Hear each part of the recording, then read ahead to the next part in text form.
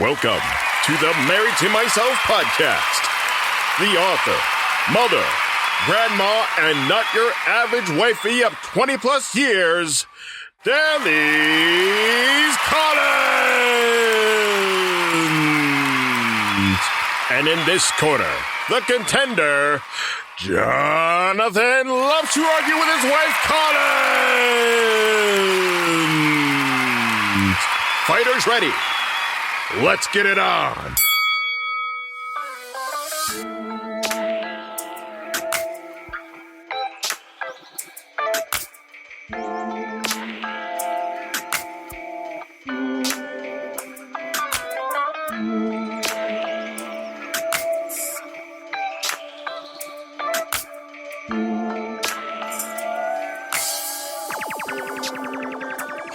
And welcome to Married to Myself. This is our second episode. I've got my husband with me, and we are ready to talk to you about what I am calling mommies and in-laws. First, I wanted to recap our first conversation. It went really well. It was our first time doing a podcast. The most learning we got off of that was really the reactions and the responses from that. And it's awesome because it ties right into episode 2, talking about in-laws and how that affects your marriage, how to learn how to have the correct boundaries with family, especially when you are in a new relationship and a new marriage, so as to have something more conducive to growing your relationship and not seeding in more complication by getting family involved. Anyone listening to this right now who's been married or even dated and involved your family and knows exactly what I'm talking about. First example that I wanted to give is a man walking into a party. He's only 4 feet tall.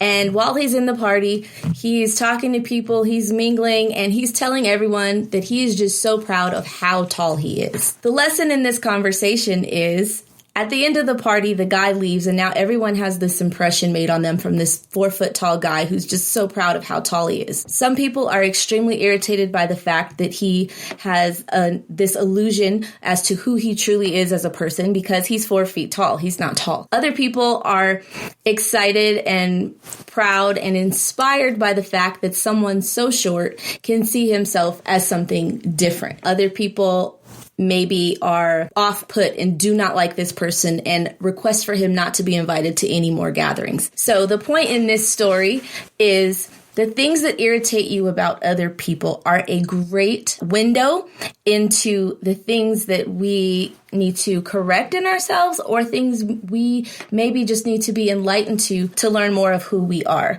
So the person irritated by the guy, they may be irritated because they wish they had more confidence and they don't understand how someone could walk in so much confidence. And because they are afraid to approach and ask those questions, they just walk away with a bad feeling, maybe a jealousy, whatever that emotion may be, frustration with themselves. The person maybe who thought the guy was really funny, it was obvious to them that he was short and maybe he was a comedian. You know, he was making a joke out of something that society would consider, you know, a shortcoming, pun intended, to be 4 feet tall. I noticed that in some of the reactions to the first podcast that we get out of things really the reflection of who we are, the things we need to work on, the things we like about ourselves, the things we don't like ourselves. But paying attention to people and how they affect you, your responses you have to people can really help shine a light on who you are. John? I want to start off by apologizing to anyone that may be listening that I may offend. I think that that's something that's going to happen no matter what, no matter who you are, no matter what you're doing. Someone out there is not going to like maybe what you have to say or how you feel about it. For me, you know, it was a learning lesson. I'm thankful that we were able to put it out and we had the response that we had. Yeah, so I'm ready to move in. Awesome. So episode 2, mommies and in-laws. Boy, getting married is a huge life change, a huge decision, an awesome decision. I guess I'm biased. We've been married now for quite a while, but seeing the complications that arise in the very beginning of a new marriage, simply based on the information that's shared with family members, not because those family members are not wanting your marriage to succeed, but because they are going to take your side no matter what. It takes a very mature parent to talk to their child when they call and say, you make it work. I'm not going to sit here and bash your spouse because of what you're going through with them. That's a part of life. That's a part of the growth phase. That's a part of marriage. And you have to go through these parts in order to get to the good part.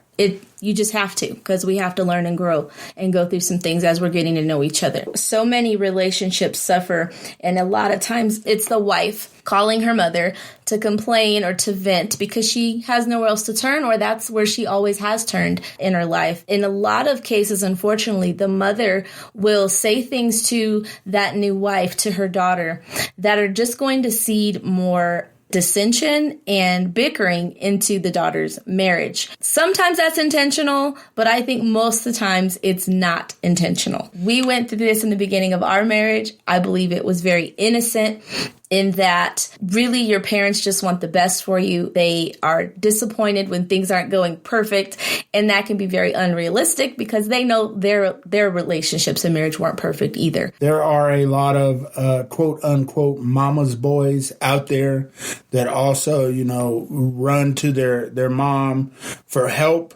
A lot of times their mom sees their sons as can do no wrong, also can put you, in a very difficult situation with your spouse because your mom is gonna, oh baby, it's okay, and I don't know why she would, and constant things in order setting you down and saying, hey, you need to figure this out.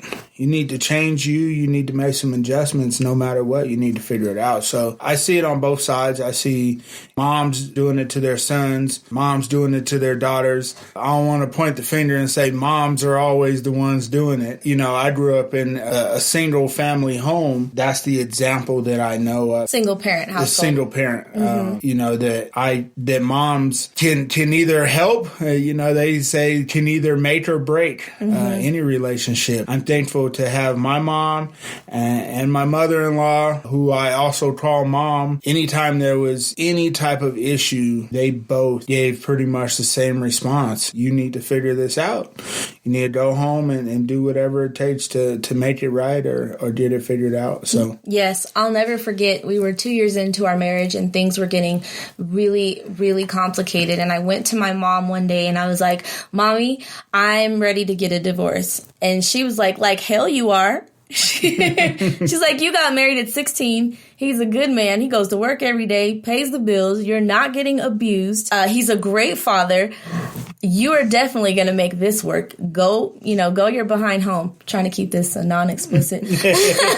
No cursing for our church people listening. Hell is in the Bible. Right? Maybe some Bible. You know what? I don't know if we got a chance to explain our story. I can kind of help. Ours was a little bit different than most relationships you're going to come into. I proposed to my wife at State City at 15 years old. I was 15. She was 15. And that went over well between us and our peers, but not good at all between our parents. And then again, informal proposal at prom when I got down on one knee. In our prom pictures, that didn't go over well at all.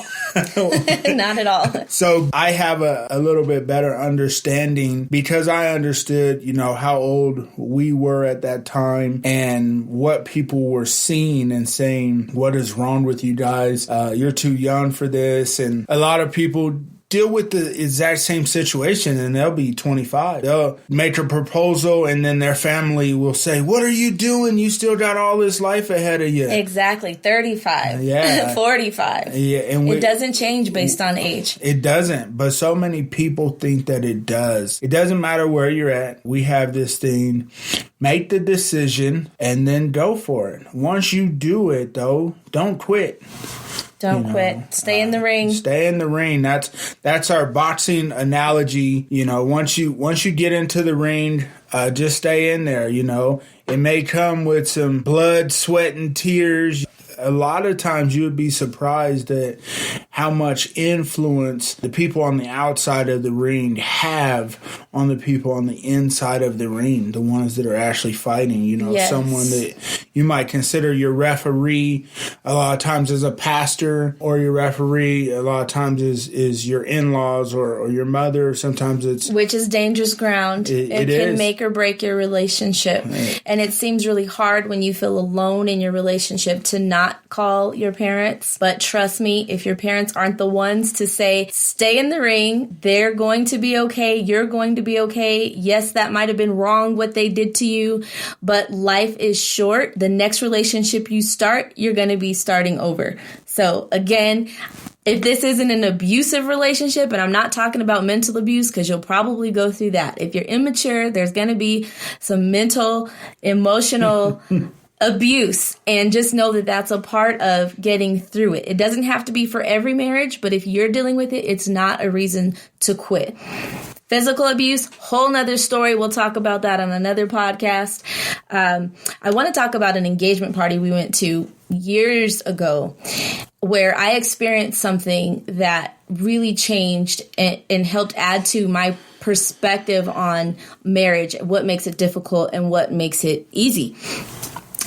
At this particular engagement party, there was a mic passed around for the parents and family members who have been married to give the new couple advice and or to pray over them. The mic got to the mother of the groom to be, and she said something that had the biggest lump in my throat and me holding back a flood of tears. And it was because I could relate to what she said on such a deep level. And I also was so proud and excited that this is something that people actually do and say and think out loud, because it was something I felt guilty for thinking in my marriage when we were struggling in the beginning with the involvement of families and in-laws in the relationship and how I felt that should be handled. So the mic gets to this mother of the groom, and she says to her soon-to-be daughter-in-law, I promise you that for the first year of your marriage, I will not call you and I will not show up to your house. I will put no pressure on you to involve me in your life, because I know that year is extremely important for you two to get to know each other. Marriage is difficult. There's a lot of life you're going to be learning together. I don't want to add to that by pulling my son away. And I'm just a guest at this party having a good time, stuffing my face with cake, and I almost choked on my cake. And I was like, oh my goodness, where was this woman when I got married to tell me that it was okay for families to make these type of agreements? In this case, which provides a great example for so many people who will be able to relate, it would have taken both families agreeing to that for that to happen that first year. But when only one parent has that mindset and you still got, her parents involving themselves in an inappropriate way and pulling her away from the marriage or trying to rescue her or talking to her negatively about her new husband, you still have the problem. It would take both sides coming together. And I think that's something that can happen. You absolutely can make those decisions with your spouse that we know we are going to be marrying each other's families. It is something that two little people consider when they consider a new relationship or taking it to the next level of marriage, that you are also now going to be marrying this person's family. And I think it would be amazing if we could sit down at a table, both families, and sign a contract that we are going to leave these two people alone for this first year. What do you think about that, John? I would call it a covenant, not a contract. Just my understanding that contracts are meant to be broken. Mm-hmm. And the families would break them just on purpose. The minute that they sign something, they're like, then it would be eating at them to break it. And why is that? Why are people so concerned with other people's marriages? I'm not sure. Maybe it's something unconsciously that they want to look into, what they wish it could be like, or they want to try and guide it to where they think it should be. Yeah. And sometimes that's helpful. And sometimes it's very hurtful if they're doing it from a place of bitterness. Yeah, for sure. I think one of the most important things that I felt when we got married was it was me and you. You know, it's funny, even back then we were young, but I was like, well, we're Bonnie and Clyde. You know, it's us against the world. Mm-hmm. And I think in any relationship, if you can establish that part of the relationship, us against the world, then you can truly stride. Yes, it requires other people to help you build, and it requires mentors to help you grow in things that you go through. But at the end of the day, it doesn't matter who you're taking the advice from. If it's not a solid that advice is going to help you in your marriage, otherwise you're not going to use it, then, you know, it'll become bitterness in your heart. You know, if someone gives you something harsh or hard, you just really have to look at your spouse and say, hey, no matter what information we go get, you know, if we start off with marriage counseling, that's awesome. When we leave the counselor, it's just me and you. Let's figure this out. Let's take the information. Let's chew it up, and let's start to, you know, walk it out in our life if we can use it. Yes, and I'm happy you mentioned mentors. I don't want to be misunderstood when I say take this year alone and don't talk to anybody. That is not what I'm saying. Mentors are so vital, but it's also vital to take into account who you choose as those people that you give the power to speak into your marriage. Finding a couple who has worked through some things, maybe been through some things, but they're still together and they have tips on how to work through it, how to forgive, and how to grow. That's a good place to start in looking for a mentor couple. And I talk about mentor couples so many times in the book. There was a conversation recently with a husband that we know, and he is in his second marriage now. And he was just talking back and reflecting on the first marriage and why it didn't work. And something that he said that I've now heard so many men say is the problem was I wasn't just married to my wife. I was married to my wife and my mother-in-law, because my wife involved my mother-in-law to such an extent everything that my wife couldn't make a decision for herself or even hear me purely and clearly without her mother's words, her mother in her ear. That is very detrimental. The Bible, scripture says that at the point of marriage, you are to leave and cleave and become one with your spouse. Yep. And learning what leave and cleave means is an important step in that first year of marriage going better than it goes for a lot of people. For your whole marriage going better than it goes for a lot of people.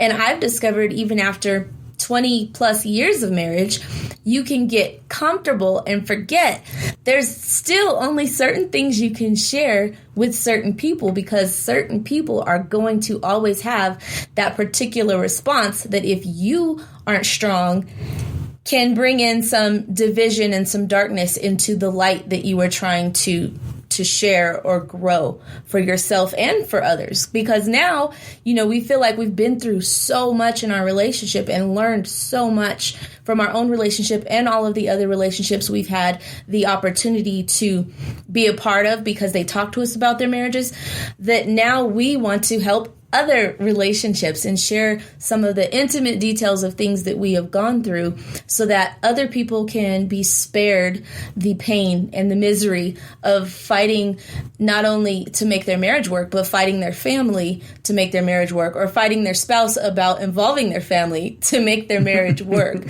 So if I can say it just bluntly, as a woman speaking to the women who are listening, stop calling your mom when you have a disagreement with your husband. Stop. If your mom isn't saying things that are making you come back into that ring with your man and talk about working on it, about progressing, about forgiving, about learning in your classroom of love, then you just need to find another person to talk to. That does not mean your relationship with your mom has to end. It just needs to be a different kind of relationship than what it was before you were married. That is just what it is. That is the raw truth. If you listen to that, you can make it work. If you don't, good luck. I remember at the beginning of our relationship, before we got married, you know, that was our thing. That was our Bonnie and Clyde. It was, we're going to come to each other, you know, with the good, bad, and the ugly. When I was growing up, it was bros over hoes is what they would say. And I remember, you know, getting into arguments and almost fights, you know, with my family and my friends. And I had to explain to them, because I'm 16 years old, you know, like, hey, this is not that. You know, this is a wife that you guys don't understand, and, you know, it's going to be a while before you do, but I'm stepping into a whole new ball game. Yeah. It's no longer that. This is my wife first, you know, and it was funny. I would tell my buddies, like, nope, I'm not going with you there, or I'm not going to do that, because when I get home, I got to tell my wife what we did. So I would rather just not do it. And for a lot of people, it was like, oh man, what are you talking about? There was a lot of places I stopped going, and a lot of things I stopped doing just for those reasons. And, you know, it's the same thing with your in-laws. Your mom or your dad or your cousins or whatever, they might want to take you somewhere. It could just be to the mall. And you and your husband just had a discussion about the lights being on. You have to now say, hey, I can't do that. And that a lot of times will create a little headache, a little dissension, and they will say, oh, he's too controlling, or oh, she's too controlling. I see where you're going, but I want you to elaborate on the lights being on. What do you mean? If your in-laws or someone wants to take you to the mall and you're barely paying your light bill, and your lights may be almost gonna get turned off, like ours were, that may become a fight between you and whoever it is, one of your family members that just wants to take you out and hang out with you. Yeah, because then in that time that you're hanging out at the mall with your family, you're now venting to them about, hey, the lights are about to get cut off at my house because whatever is happening, which is fine, because the lights getting cut off isn't going to kill anyone. And in a lot of our lives, that is a reality that we've had to experience. Yeah. And it could just be one of those things that it was something that you did one time, 10 years ago. Remember when our lights got cut off? Ha, ha, ha. We survived. But it could also be this other huge thing where you went to the mall with family and now you're telling them, can you believe so-and-so didn't pay the light bill? Right. My husband or my wife didn't pay the light bill.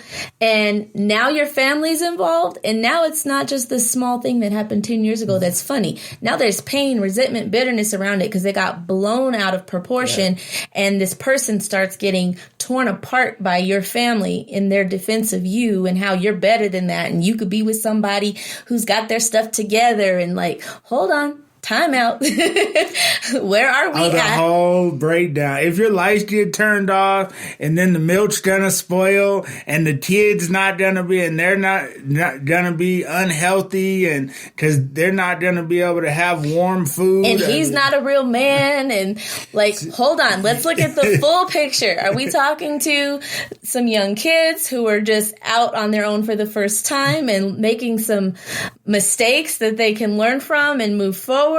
Or are we really talking about a bad person because they made a financial choice that was bad? Is this really mean that now the rest of your marriage is going to be awful because your lights got turned off once, But, I think that this conversation is really good to have if you can figure out a way to sit down and possibly have this conversation with your spouse, because having it with your in-laws usually is going to be very, very difficult and create more drama. Which is interesting because they're not the ones in the marriage, but they get so offended and you think they're not in the marriage involved like they're the one married to your spouse. Yeah, it's funny how that works out. So I agree with what you're saying. The agreement really has to be between you and your husband, or you and your wife, that you are going to be Bonnie and Clyde against the world.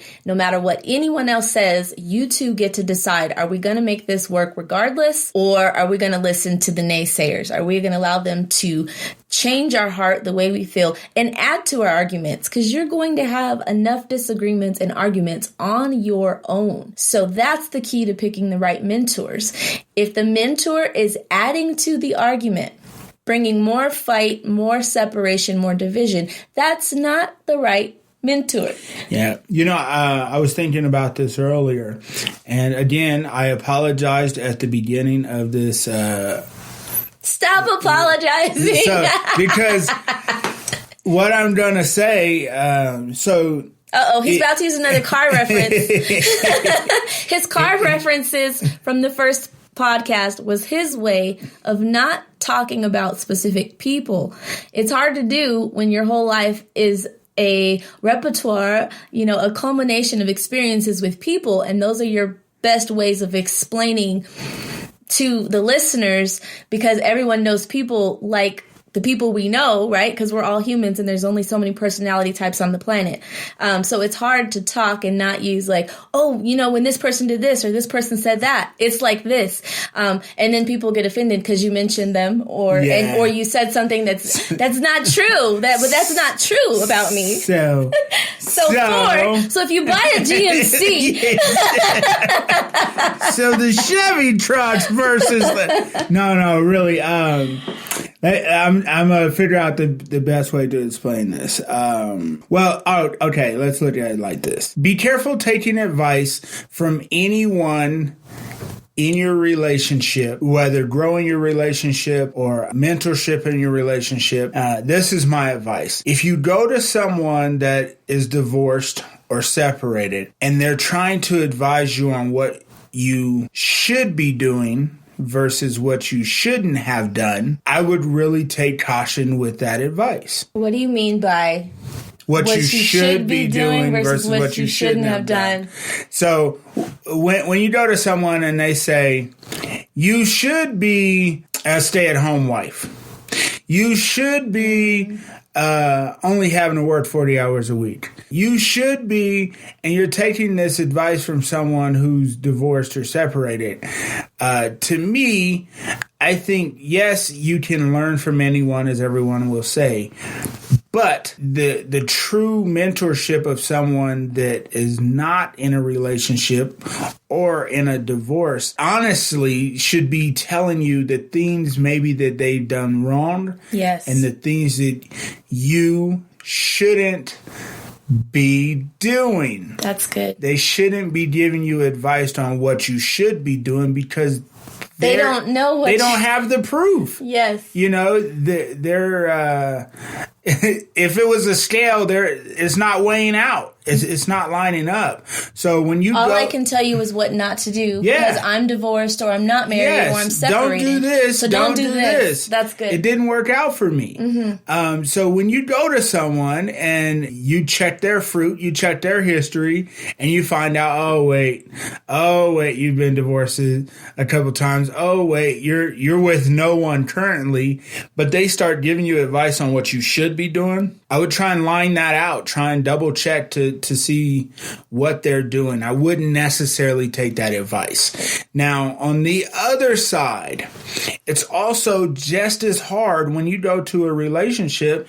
Like me and my wife, we've been married almost 22 years. We tell people what worked for us. So it throws them off because they're like, well, I'm not doing that. Well, I'm not doing that. Like, well, that's fine. You're young in your relationship and you'll grow to that. But we've talked to people that have a different relationship than us, that started out even different than us. And maybe they have less amount of years, but I consider their relationship even more successful. For me, taking the advice of things to do from them has really helped our relationship, but it doesn't help with everyone.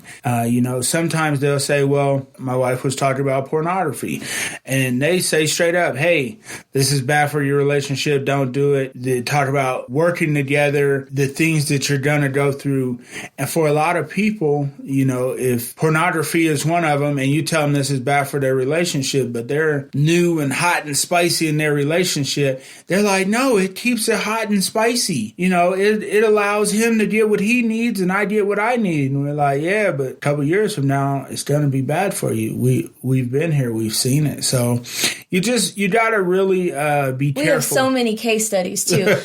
I think when we talk to certain people who have, certain filters or biases, they think that we're only talking from our own experience, not realizing we probably have 100 case studies of different couples that we have had intimate, deep conversation with. And there's a common chord on so many levels with all of these issues. So we're not just speaking to you from what we did and what we learned, but from what a whole bunch of people have done and what a whole bunch of people have learned that is very consistent throughout all of these different marriages. Point I wanted to make on mentors is a mentor's purpose is to save you from enduring the pain, the heartache that they've already experienced. By listening to them, you get to skip the pain that they've already endured for you. They endured it for you if you're going to listen to them and follow their advice. And now you get to skip that hurt and pain and move into the end result, the end goal. So you can start working on the next goal. So that's the purpose of a mentor, is to spare you pain, not to add. So the one thing I want to say, and as far as mommies and in-laws, from a husband's perspective, do whatever you have to do to make sure that your mommies love you, respect you, respect your word with your kids, with your wife. Be the person and the mentor to them just by your stance. Always have respect for your in-laws and things that they may want to say or want to feed into the life. Always have love and compassion for them. Always be willing to help, show them something different. The purpose of the book, Growing into a Mature Marriage, is to show something different to what a relationship can look like between your in-laws. I'm so thankful to have my mom, my mommy. I am, blessed. Where I'm at is because of her and constantly praying for us and really being there for us in every way that she could be. Really, as a husband, do whatever it takes to make sure that your in-laws love you and care for you and go to bat for you. Wow. Do whatever it takes to make sure they love you. That's a really different perspective. That's awesome. Last thing that I wanted to talk about was going back to our first year of marriage and the strain of the mommies and in-laws. I remember you getting a call from your aunt to come fix a screen door. And that was after weeks and months of getting calls from your mom, your aunt, your cousin, your sister. We were talking about Chevys and Fords. Oh, right. So there was this Chevy, right? Come fix this. I need help with that. I got a broken tire. I got a flat. And you had always been that person in their life. So it was no big thing. Now that you're married, that's not supposed to change, right? But for me as a new wife, I was so frustrated. And this happens to so many couples. You have each other in the capacity of boyfriend and girlfriend, and you make time together to have your quality time together. And you cherish that time. For a lot of us, we have maybe an unrealistic expectation of what our marriage is going to look like based on our time in the dating or betrothal phase. So we get married and I'm expecting, now I get to have his time and that quality time that I value so much all the time. And when it was really hard to get after being married, that was extremely discouraging for me. My true heart, my feelings were, what is the point of being married if I don't get you not even more, but not even the same amount of time that I had you before we were married. Whereas the husband, or my husband in this case, was, I'm working as much as I can to put food on the table and take care of you and our son. And then I also have my family to balance. And that was very difficult. And after about 2 years of that, I started cheating. I was so tired of trying to verbalize what I needed and how disappointed I was that marriage was nothing like dating and that I didn't get my husband anymore, that I started seeking, that love, that attention that I was getting from my husband before we were married from someone else. And that was that point we came to at 18 where I went to my mom and told her I was ready for a divorce. And mothers are awesome. She looked at me and she said, "Is there someone else?" A woman only says that when there's someone else. And I know you're not getting beat, so that has to be your reason. You're not in an abusive relationship. John is a great husband. Go home and make it work. So thank you, Mommy, to being that mother to me and for me all of these years. I don't know where I would be without you. Thank you to my mother-in-law for also being the type of mother to support us and push us and never take sides. That has been an amazing asset to our relationship, to both have mothers that are fighting for us and not fighting against us. I encourage other mothers and mother-in-laws out there who are listening to take something from that. And anything that you can contribute to your children being successful in their marriage, do that. Don't be dishonest with them and tell them that it should be easier or that person is just an awful person because they're mistreating your baby. But be honest that that's just a part of life. It's going to get hard. You're going to get mistreated. And the two people have to work together to teach each other how they want to be treated and how they want to be loved so that their marriage can grow and last forever and be something that can become an asset to other people. So our next episode, we'll talk about cheating and infidelity, adultery, why that happens in marriages, how to heal from it, all the things that come along with that, because it is a very common, sad, hurtful problem. This has been episode 2 of Married to Myself. I am married to myself first because I have to enjoy, love, and appreciate and learn to know who I am in order to experience a great marriage with anyone else. Married to myself. The mature marriage was once an immature, sloppy, hot mess. We all have to start somewhere. Love yourself so you can love each other. We love you, and we will see you on the next one. I'm your announcer, Jason Head.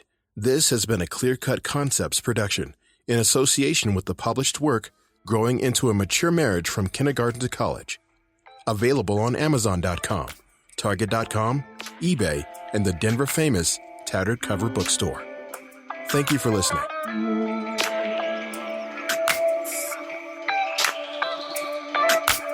Mm-hmm.